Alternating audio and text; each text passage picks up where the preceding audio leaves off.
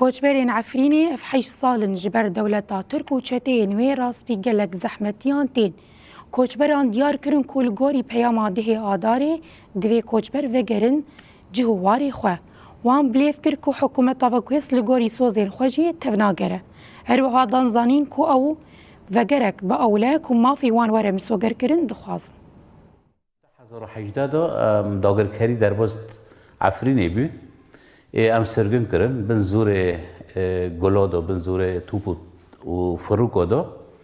ما برای خودو شعبه ام وقت قصری در کاتنه نب کیف خو بن زور فروکین حربی دو شر ما برای خودو هاتن شعبه دو جی 8 سالم دوردمان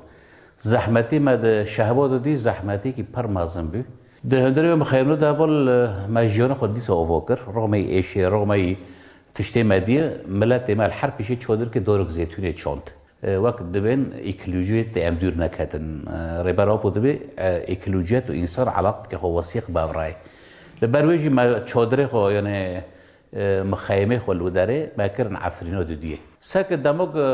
حشتی مه 2024 نظام بعث هلوشی شعتی جبرگو حمی ملت بیکاتی خو وگرین که داره وگرین جیواره خو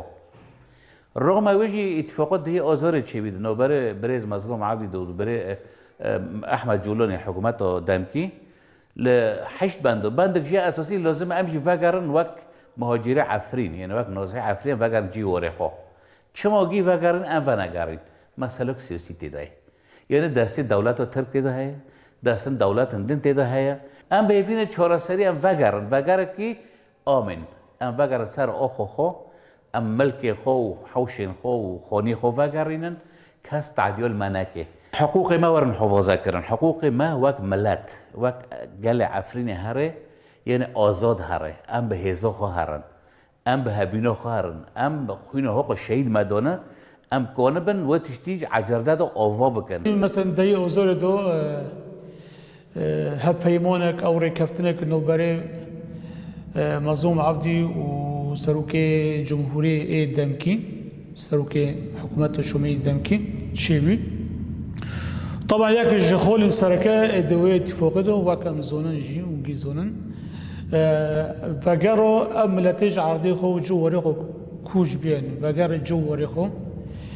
و هولدان جوی شوقی دو هنه لی مع الاسف پیک نوی چقو اتفاقات و هفدیتن و لی هفکرن چیبین مع الاسف پیک نوی یعنی وگر مسوگر نو بگر صدمه کوشبر کرنه رو نبن صدمه ایگوشتی ملت کوشبر رو نبن اشتا صدم جی افیزن چتا هین هنه تن جلی خو گورتنه لعینی شواز و تصرفات و افعال عینی بری حیصلو شاود دکرن عینی دستو دکن مدام چتا هنه و اولهیتنا و ضمانتنا يعني هنكي زحمتيه